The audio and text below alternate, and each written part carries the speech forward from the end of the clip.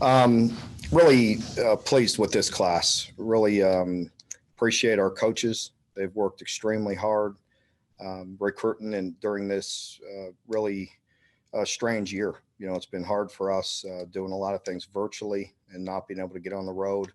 But I feel like our staff once again worked exceptionally hard, just keeping in communication with these young men, recruiting them, talking to their families, and we signed 18 new players. We do expect a few more in the next couple days to add to this class, and also wanted to keep a couple spots open for transfers as well. I think the big storyline for this class is the state of Kentucky. Really feel like that was a priority for us coming into it, and really worked the state exceptionally hard. And I want to give a shout out to Coach Morrow. Of course, he's going to talk to you guys in a little bit, and all of our coaches, but also to the coaches and to the programs in the state of Kentucky. Since I've been here, there's been so much growth. It's been getting so much better, and these coaches do an exceptional job, and the product on the field is paying off, and it's so much better top to bottom than it was early on. And I think that's the big storyline with this class. Obviously, you talk about the 7 young men that we signed from the state. The past 3 years, we've signed difference makers from the state. And we want to continue to do that moving forward. And again, I think you have to credit the high school coaches and the programs because they are developing these young men, and you're seeing it on the field. So I'd like to start with that, talking with the guys from right here in town, from Frederick Douglass. Coach McPeak does a phenomenal job. Did a really good job stepping in when Brian Landis left, and kept that program going. And really proud to add Jagger Burton and DeKel. Those guys are difference makers. They've been a priority of ours since 2 or 3 years ago. So, really good team. Had a very difficult loss a week ago, but have really built the winning culture there. Coach does a phenomenal job, and great players there. Going to Bowling Green, Coach Spader, Jordan Dingle. Vince will be here in a minute to talk about him specifically, but again, big time target for us. Just has all the ability in the world, has that length at tight end that we're looking for, and really appreciate Coach Spader, and adding another guy to play with Vito from Bowling Green High School. And then also getting Justice, his brother, back. Was a big time player coming out and transferring in from Georgia Tech. So we're proud to add him to the program as well. Moving on to North Hardin. Again, we're very proud. We're going to have 3 North Hardin players as well.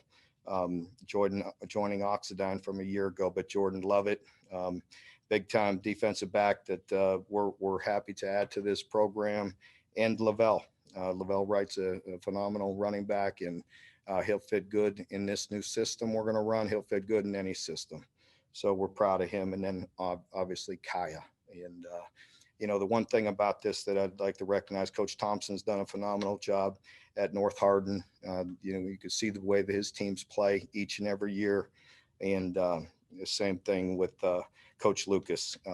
They won a state championship a year ago. We watched Kaya throw a winning touchdown at the end in one of the best high school games I've ever seen. So all these kids come from winning programs and a winning culture, and it's a credit to their coaches. And for the rest of the coaches out there in the state, good luck this weekend. It's going to be a big weekend here in Kroger Field. We wish under normal circumstances we'd be there watching you. And I can't mention you by name in this press conference, but I did want to recognize the coaches that we were signing, guys, because I'm allowed to comment to them directly. But do want to wish all the teams good luck this weekend. It's going to be a great weekend in Kroger Field, and we wish we can be there. Again, went up to Michigan, got one really good player out of Michigan, went into Ohio. Vince got 3 more players out of Ohio, and we dipped into the South and got 3 quality players out of Georgia and 2 Alabama. So top to bottom, really good class. Had to go to Australia to get our specialist again in Wilson Berry. Hopefully he'll continue to build on the good things we've done with Max and Australian punters. So looking forward to getting him here as well. Had a good conversation. He was the first one in our class yesterday to sign. So top to bottom, really, really good class. Good players top to bottom. great young men. They're going to continue to help us build this winning culture here.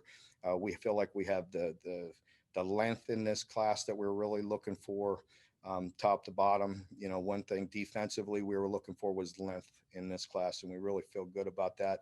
And offensively, we hit all areas. You know, we hit the tight end, hit running backs, hit wideouts, hit O-line, and you know, really feel like there's good players across the board, and that was really important to us.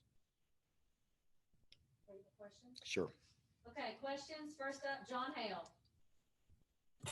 Mark, I think it was 3 years ago now in the 2018 class, there was so much attention because you didn't sign a Kentucky player. Not only did you get one of those 2018 guys back today, but you signed all those guys you just mentioned. How important was it in a year where you couldn't travel, where guys couldn't come to campus, to make sure with players you were so familiar with locally to lock those guys down? Yeah, I think that was extremely important, John. Because of that, just we're familiar with these young men. We know the programs that we're coming from. We know how they're coached, and we know what type of players they are and people. So it was extremely important. It's been a priority to you know, concentrate on this state. And again, I'm proud. You know, hopefully some of the work that we've done on the field at the college level is carrying down, inspiring some of the youngsters, you know, at the middle school and at the grade school, and you know, helping in some small way. You know, we are always open to the high school coaches, always invite them here, and have a great relationship with them. But I mean that when I say that, I see the difference in the state. I see the way these coaches are coaching and the way they're developing players. And just in this city alone, you know, there's some teams doing a great job and some coaches really working hard. And you know, I appreciate that. And you know that my father's been was a high school coach forever, and I have great respect for the high school coaching and the way they're developing these young men. And this year it was extremely important because you know we couldn't, you know, get out and about like we normally would, and watch guys throughout the year and go recruit them in December. So it was extremely important to get the best players to stay home, and we worked hard at that. Derek Terry. Mark, obviously in this class was a big emphasis to add some talent at wide receiver, and I think you guys did that with 3 or 4 signees. But specifically with Chauncey Magwood and Christian Lewis, John Summerall recruiting those guys, just I guess what to say about the job that he did with, I guess, how much the passing game struggled this year, yet those guys didn't seem to waver too much.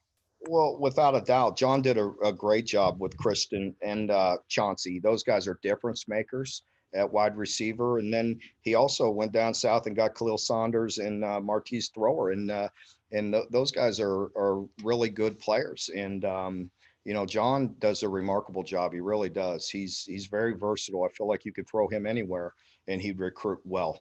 But to go down south and get 4 difference makers, you know, says a lot about him and how hard he works at it. And in particular, to sign 2 impact receivers, him alone signing the 2 impact receivers, you know, with us struggling to throw the ball a year ago. So it says a lot about John and what we want to do here moving forward. Larry Vaught. Yeah, Mark, one of the other receivers, and at least maybe a surprise to me, but talk about a little bit about Ross, how you got involved with him at a time when you couldn't travel, and what you expect that you have with him. Well, I think, you know, the other 2 wide receivers in Devontae Ross and DeKel, both are impact receivers, and we needed them. We needed that speed. We needed some explosive guys. But with Devontae, we had our eye on him for a long time.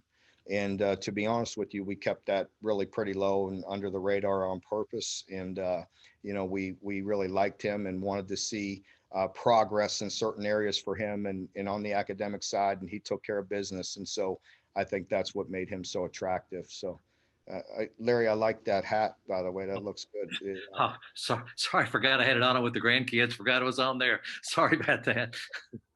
It's all good. Maybe I could borrow that. I like it. You can. Yeah. Okay, Josh Moore.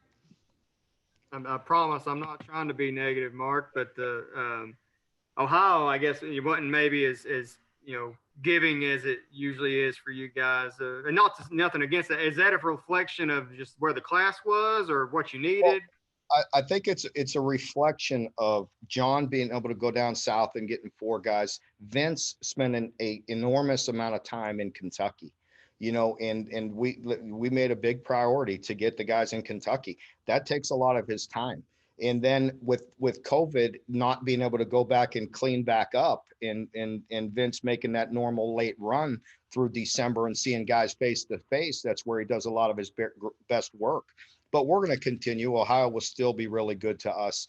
And we have great respect. That when we talk about Northern Kentucky and you just go right across the bridge there, and we feel like that's part of our home state as well. And so we'll always recruit Kentucky and Ohio, that in that border in particular, hard. And we'll get very good players from there. But, it also just says that we're expanding. We can be diverse and go to different states, and we don't have to just concentrate on one state and one state alone. But with Vince, heck, he got really 7, and guys out of the state, and then 3 in Ohio still. So I mean, he's still all over the place. And it's a different year with COVID, but we'll still get back in Ohio. Nick Roush. You still got to see most of these guys before COVID hit. I know you didn't have officials and all that, but you got to see them in camp or maybe at some games or whatever. What about the next classes? What are the challenges of recruiting 2022 and 23? Just walk around and stop that light from shutting off.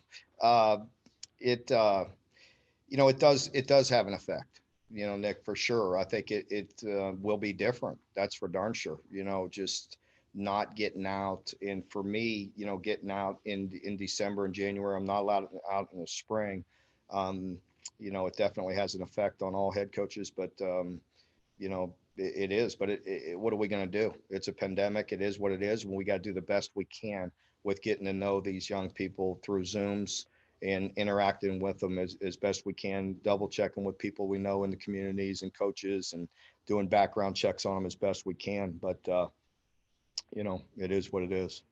Different. Would you say you Zoom with recruits or your own players more? I'd say it's probably equal. It depends on the time of year and what we're doing. In the next week, it'll be more Zooms with recruits, because we'll start hitting the next class pretty hard right now with the Zooms. Jeff Drummond. It's been you though, Nick, lately. I've been seeing your face on this Zoom. Way too much. They tell me I had to have a press conference yesterday. Now I had to have one today. I'll probably have to schedule one for tomorrow. So we'll see you soon. Why not? Yeah. Jeff Drummond. Yeah, Mark, I'm assuming these 3 offensive linemen you've got, I'd like to hear a little bit more of them. And I'm kind of wondering, I'm sure John put in a lot of advanced work on them and is largely responsible for kind of identifying the kind of guys that you've had a lot of success with up front. And are they kind of a reflection of him? They are, without question. Paul and David, 2 Ohio offensive linemen, tough, physical guys, that John identified and loved, and so they fit the bill. And then with Jagger, he's a different guy. He's a difference maker. He's an impact player. He runs and moves as well as any offensive lineman I've been around and, had the opportunity to see at this point. And I know he's only going to get here and get better, but he has such a strong work ethic. He's such a great young man, great family, really appreciate Jeff and Teresa. They've been very thorough through this whole process, and Jagger's been wonderful to recruit. And he's a different type of guy. He's just very humble. He works extremely hard, but he's unbelievably athletic. John Hale. Mark, talking about Jagger and DeKel, I mean, for all your in-state recruiting success the last 5-6 years, there have been a few high-profile ones in Lexington and Central Kentucky that have gone against you. What message did it send to keep those guys in particular? And then just what was the communication like when you can't even see them in person, even though they're just down the street or whatever the last? Well, it's a couple things. I mean, listen, everything works out for a reason, and you never know how things are going to go. Just like Justin's coming back, and we welcome him back with open arms. I mean, There's a lot of good schools out there and good programs. We do work extremely hard to keep the best talent at home, and we want them here. And I think that's evident by the way we've been working it the past couple years. And it has been strange, whether they're right down the street or far away. It's just different. I mean, I know I use that word a lot. You guys would probably make one of those little cut-ups where you make fun of me, but it's a very different year, and this was strange. And, you try to get to know them as best you can over the phone. I will say young people and all of us adapt like we all have to. It's just like us having this conversation. And again, you guys have been, doing this with you every week, throughout the season and a couple times a week with the press conferences. And we just all adapt and do what we have to do. And we'll continue to do it until they tell us otherwise. Okay, let's do these last two with Josh and John, and then we'll get to Coach Marrow. So we'll start first with Josh Moore. Mark, I don't expect you to throw out names, but you mentioned maybe some guys coming in the next few days or whatever. Maybe an idea of what positionally or what those guys might be bringing. We'll see. Some needs.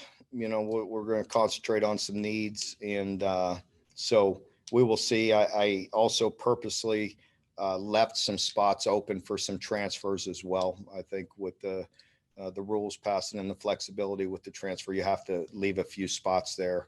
A year ago, we had such a good recruiting class, and I was really crunched for numbers right down to the wire. And that's pretty stressful, on a head coach. And that's why you see, I'm just throwing out a number. I would guess probably nine out of 10 programs in the country are under the 85 limit, because it's hard to hit that number perfectly with having 25 initials. So we're only allowed 25 initials no matter what. So some years you have more room than others. And last year was a small class, but we signed a lot of guys. And so you count on a little bit of attrition to hit your 85, and it worked out, but I don't want to live in that world every year getting that tight.